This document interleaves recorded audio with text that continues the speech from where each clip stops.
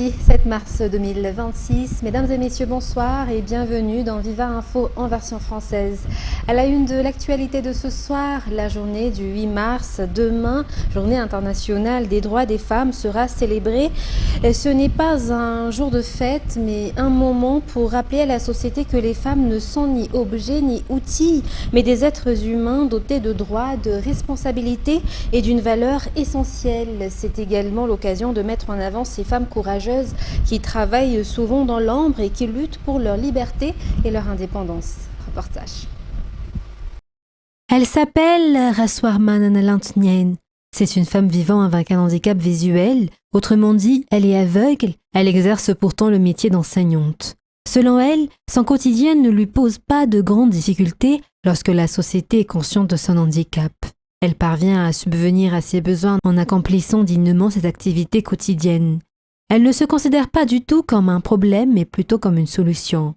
Puisqu'elle ne peut pas utiliser ses yeux, elle fait appel à son esprit et à ses capacités intellectuelles dans son travail de tous les jours. Son message à l'endroit des femmes malagasy à l'occasion de cette journée consacrée aux droits des femmes est celui de la persévérance. Selon elle, avec de l'effort et de la détermination, quels que soient les obstacles rencontrés dans la vie, les objectifs fixés peuvent toujours être atteints. Richardine, quant à elle, n'a pas d'handicap. C'est une femme qui a souhaité gagner son indépendance dans la vie et qui a créé une association œuvrant dans le domaine de l'artisanat. Ils sont aujourd'hui une cinquantaine de membres au sein de cette association d'artisans composée en majorité de femmes. L'objectif principal de l'association est de favoriser l'autonomie financière, notamment pour les femmes qui souhaitent s'affirmer dans la société. L'association dirigée par Richardine connaît aujourd'hui un bon développement et l'objectif d'autonomie financière pour les femmes qui y travaillent est presque atteint. Richardine et Lantnien sont parmi ces femmes qui affrontent la vie au sein de la société. Elles sont nombreuses, ces femmes courageuses qui se battent pour leur indépendance. À l'occasion de cette journée dédiée aux droits des femmes, un espace spécial leur est offert à Mamas pour mettre en valeur leurs produits et leurs compétences. Passons à présent dans les actualités politiques. Certains responsables au sein du régime de la refondation se sont affrontés hier sur les réseaux sociaux. Le conseiller technique du Premier ministre, connu sous le nom de Mikou Gen Z, est monté au créneau pour défendre une jeune femme de la génération Z qui a fait partie de la délégation ayant accompagné le président de la refondation en France. Cette dernière avait essuyé de vives critiques de la part d'Ontine Areal, directrice de cabinet de la présidence de la refondation. Ce qui a surpris les observateurs, c'est que cette affaire aurait pu être en interne au sein du palais au lieu d'être étalée publiquement. Une situation jugée inhabituelle à Madagascar, selon les analystes éditoriales de Jean-Claude Ndjemelel. À voir ce qui se passe actuellement, la gestion du pays semble parfois prendre l'allure d'un jeu d'enfant si l'on observe les comportements de certains hauts responsables. Parmi les jeunes de la génération Z qui ont obtenu des responsabilités, certains semblent agir avec légèreté, d'autres parlent sans retenue et ne maîtrisent pas toujours leurs propos, laissant paraître un manque de maturité. Pour certains observateurs, c'est peut-être là l'expression même de la refondation. Le dialogue, le rapprochement et le respect semblent avoir disparu, laissant place à des démonstrations de pouvoir sur les réseaux sociaux. Des conseils techniques de la primature expriment ouvertement leur colère et s'opposent à la directrice de cabinet de la présidence de la refondation, une situation inédite depuis l'indépendance du pays. La jeune femme, qui faisait également partie de la délégation ayant accompagné le président de la refondation en France, a suscité de nombreuses réactions parmi la population malagasy. En France, ce sont toujours les selfies pris ici et là qui ont retenu l'attention, provoquant de nombreuses critiques, aussi bien de la part de responsables politiques que de ses proches ou de simples observateurs. Ces critiques ont été mal supportées par le conseil technique de la primature, ce qui l'a poussé à hausser le ton. Pour l'instant, cet épisode constitue la première manifestation publique d'un désaccord. Reste à savoir si d'autres révélations ou épisodes viendront encore alimenter la situation. Ces cas laissent entrevoir l'existence de tensions latentes au sein de ce pouvoir et c'est peut-être maintenant que l'on commencera réellement à voir le vrai visage de ce qu'on appelle la refondation. Pour l'instant, la population se contente d'observer les agissements des dirigeants et d'attendre la suite de la gestion du pays. Page économique, Madagascarol prévoit de reprendre progressivement ses activités afin de pouvoir extraire de l'huile lourde à Timrur. L'exploitation avait été suspendue depuis 2016 en raison des difficultés financières rencontrées par l'entreprise face à la chute des prix du pétrole et à l'impact de la pandémie de Covid-19, selon le directeur général de la société pétrolière. Reportage signé C. Noura Nirlant. Entre 300 et 3000 barils d'huile lourde par jour seront produits par Madagascarol à Timrur à partir du mois d'avril, selon l'annonce faite jeudi dernier par le directeur général de l'entreprise lors d'une conférence de presse. La société relancera progressivement ses activités pour permettre la reprise de la production. Cela inclut la remise en service des puits existants, suivi du forage de nouveaux puits, ainsi que l'amélioration des installations de production de vapeur, entre autres. Il convient de rappeler que la production commerciale avait été arrêtée en 2016 lorsque les responsables de l'entreprise avaient décidé de suspendre temporairement l'exploitation. Selon les explications fournies par le directeur général, cette suspension était due aux difficultés du secteur face à la concurrence ainsi qu'aux effets de la crise sanitaire apparue en 2019. Cette production vise notamment un partenariat commercial avec la société d'État Jirama. En effet, selon le directeur général de Madagascarol, Yanto Sianipar, la reprise de la production pourrait apporter une solution à la Jirama qui a besoin d'environ 4000 barils d'huile lourde par jour et ce sera moins cher que celle importée. Le directeur général a également souligné que l'exploitation se fera désormais de manière durable en utilisant des technologies modernes. Et les employés de la SMMC ont observé une grève hier. La raison de ce mouvement est le refus de la nomination du nouveau directeur général par intérim. Les employés réclament un directeur général qui devait être choisi parmi les employés car certains disposent, selon leurs représentants, des compétences et de l'expérience nécessaires pour occuper ce poste. Cette grève d'hier aurait causé des pertes de plusieurs milliards pour l'entreprise. Les détails avec Raldo Ramanzatouf. Les employés de la SMMC n'ont pas accepté la nomination d'un nouveau directeur général par intérim, ce qui a conduit à la grève d'hier. Durant ce mouvement, les employés ont brandi des banderoles et ont refusé de travailler. L'ancien responsable était déjà un directeur général par intérim, tout comme celui qui vient d'être nommé, ce que les employés rejettent. Il exige la nomination d'un directeur général titulaire issu de la SMMC. En raison de cette grève, plusieurs marchandises sont restées bloquées dans les navires. Ce mouvement a engendré des pertes se chiffrant à plusieurs milliards pour l'entreprise. La passation de service entre l'ancien directeur général par intérim et le nouveau directeur général par intérim s'est toutefois tenue hier en fin d'après-midi. Restons toujours dans cette page économique. Les agriculteurs producteurs d'orge subissent des pertes en raison de la baisse des achats de la part des grandes entreprises consommatrices d'orge. Cette situation est la conséquence du triplement des taxes sur les produits dérivés de l'orge. Face à cette situation, les agriculteurs, qui sont des milliers à vivre de cette filière, lancent un appel aux responsables concernés. Le point avec Felana Rakotorsoul. L'orge, issue du blé, est l'un des ingrédients utilisés pour produire la bière. Dans la région du Vaknakarach, de nombreux agriculteurs en cultivent et cette filière fait vivre des milliers de familles. Cependant, ce secteur traverse actuellement des difficultés en raison de la baisse de la demande provenant des entreprises qui achètent cette production. Cette diminution s'explique par la baisse de la consommation de produits issus de l'orge due au triplement des taxes ces dernières années, ce qui a entraîné une diminution du nombre de consommateurs de bière. La production d'orge par les agriculteurs a donc diminué. Alors que la superficie cultivée atteignait auparavant 1180 hectares, elle n'est plus aujourd'hui que 800 hectares. Cette réduction des surfaces cultivées entraîne des pertes pour les agriculteurs qui s'en plaignent fortement. Outre les pertes financières subies par les agriculteurs, cette situation entraîne également un manque à gagner pour les communes, selon les explications. Poursuivant dans la page sociale, l'Organisation des Nations Unies s'inquiète de la diminution du nombre d'hommes par rapport aux femmes dans le monde, selon le rapport sur la population publié au début de l'année 2026. Les détails avec Felana Rakotorsoul. L'ONU exprime une vive inquiétude face à l'insuffisance du nombre d'hommes à l'échelle mondiale, d'après le rapport démographique rendu public au début de l'année 2026. Selon ce rapport, on compte 5,6 milliards de femmes dans le monde contre 2,4 milliards d'hommes. Les femmes sont donc largement majoritaires. Parmi ces 2,4 milliards d'hommes, 1,2 milliard sont déjà mariés, 130 millions sont en prison et 70 millions souffrent de troubles mentaux. Il reste donc environ 1 milliard d'hommes susceptibles de se marier.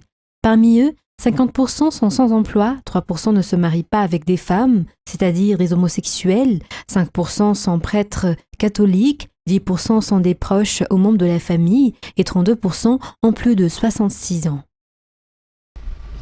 Page fait divers, 7 individus impliqués dans l'enlèvement d'un enfant de 5 ans à Ikung ont été placés en détention provisoire après leur présentation devant la justice le 4 mars 2026. Les faits se sont produits le 12 janvier 2026 dans le Fukuntan d'Ambalate, Nina commune d'Ambatfuts, district d'Ikung. Dès qu'ils ont été informés de l'incident, les policiers sont immédiatement intervenus pour mener des recherches avec l'appui des habitants. Les ravisseurs ont réussi à prendre la fuite, mais la police nationale a poursuivi activement les investigations et la collecte d'informations. Le 9 février 2026, 3 suspects ont été arrêtés dans la commune de Beraket, à région Anjoy, grâce à la collaboration entre la police du commissariat d'Ikung et les gendarmes de Beraket. La poursuite de l'enquête a permis d'identifier 4 autres complices impliqués dans cette affaire qui ont été arrêtés dans la région de Fitvnal le 18 février 2026. L'enfant, quant à lui, a déjà retrouvé et remis à sa famille. Dans le reste des actualités locales, l'Association des énarques de Madagascar, branche gestion publique ou AEMGP, a annoncé officiellement son existence hier à Tanarine à travers une déclaration. L'AEMGP est une association regroupant les anciens étudiants de l'ENAM issus de la filière gestion publique, c'est-à-dire ceux qui se spécialisent dans l'administration publique. Elle rassemble les promotions allant de toute la première jusqu'à la récente de cette filière. L'association compte 238 membres. Son objectif est d'instaurer de nouvelles normes au sein de l'administration publique à Madagascar. Selon la déclaration faite hier, l'AEMGP n'est pas une organisation politique. Elle accorde une importance particulière au service rendu à la population et se positionne comme un acteur engagé pour l'amélioration de ce service.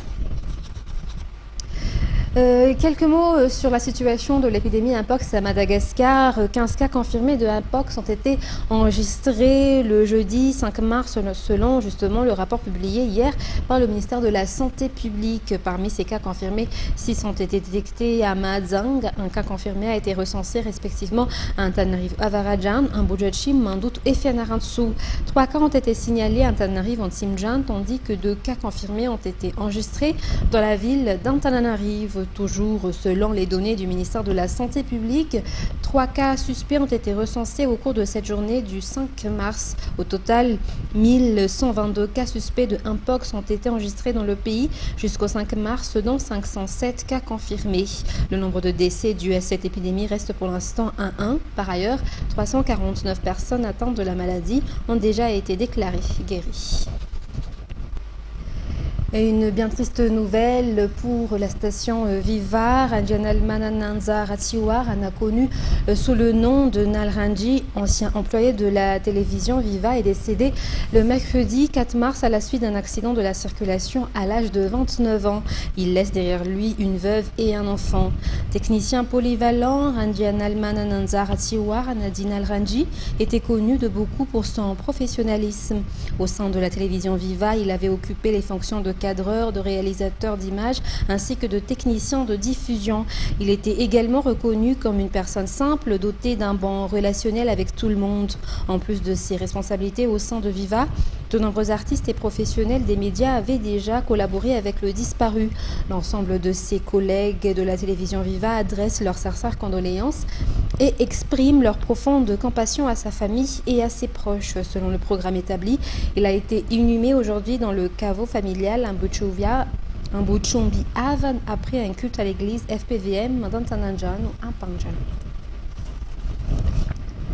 C'est ce qui nous conduit aux actualités internationales. Les bombardements se poursuivent aujourd'hui pour un 8e jour consécutif en Iran avec le lancement de nouvelles frappes selon l'armée israélienne sur Téhéran et la ville d'Isfahan située dans le centre du pays. Les détails avec France 24. Des frappes massives. Oh, ils ont attaqué les gardiens de la Révolution. Une cinquantaine d'avions de combat israéliens impliqués dans ces bombardements. Ils ont frappé derrière aussi. L'armée de l'État hébreu diffuse d'ailleurs ces images de pilotes israéliens survolant l'Iran. Ces frappes visaient ce lieu bien particulier pour la deuxième fois. C'est là qu'est mort l'ayatollah Khamenei samedi matin. C'est le complexe abritant les bureaux du régime. En dessous, un immense bunker. L'État hébreu fournit cette animation. Selon Israël, ce réseau souterrain s'étendait sous de nombreuses rues au cœur de Téhéran. Beaucoup d'entrées, de salles de réunion pour les dignitaires du régime. En bombardant en profondeur, il s'agit de les empêcher de se réunir à nouveau. Un bunker qui était en partie sous l'hôpital Shorideh, une zone densément peuplée. Ce reporter américain est le seul journaliste occidental ayant obtenu un visa pour rentrer en Iran. En arrivant à Téhéran, son équipe filme ses panaches de fumée. Et en ce jour de prière du vendredi, il couvre les manifestations que le régime réussit toujours à organiser. Pas de compromis, ni soumission avec les États-Unis. Des milliers de gens sont venus. En même temps, il faut réaliser que c'est une petite partie de la société iranienne. Mais cela montre que le gouvernement ici est encore capable de mobiliser massivement.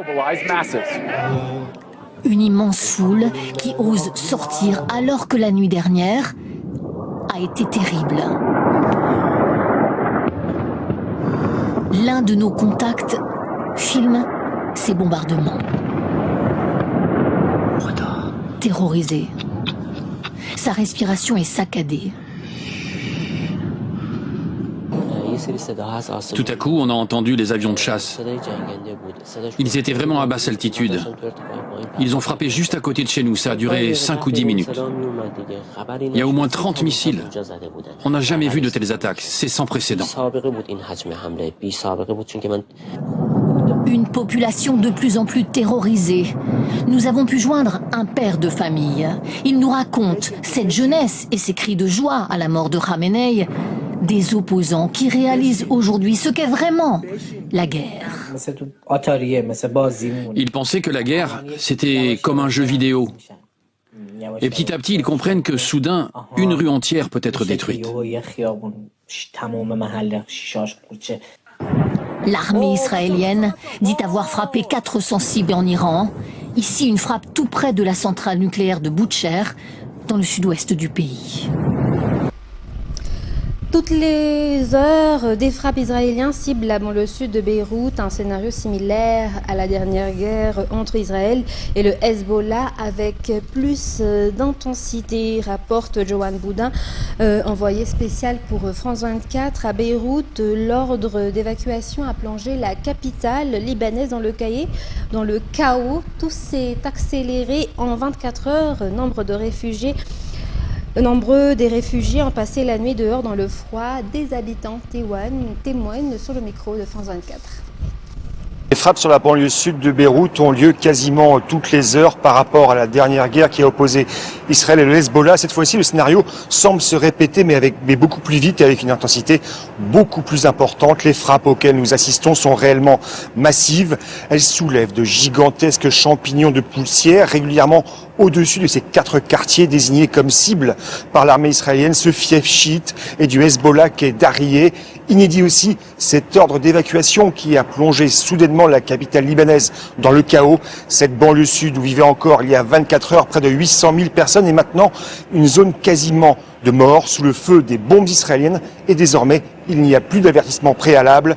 L'armée israélienne qui dit avoir visé près d'une quarantaine de cibles en 5 jours, rien que dans cette banlieue de la capitale, des immeubles qu'Israël présente comme des infrastructures de soutien aux mouvements politiques et militaires chiites, banques, siège du comité exécutif du parti ou entrepôt de drones.